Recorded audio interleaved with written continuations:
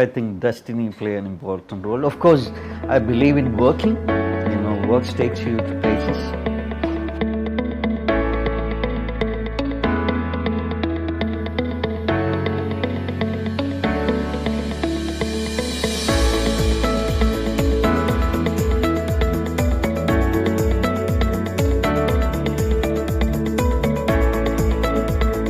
This artist needs no introduction.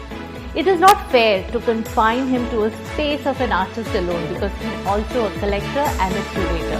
He is one of the most prominent and powerful personalities in the arena of art in India. He is Mr. Bose Krishnamachari. He is the founder member and the president of Kochi Biennale Foundation. I wanted to be a doctor, so I took science during my pre-university study. I was interested in theatre, I was interested in architecture, design, fashion, photography, in every field.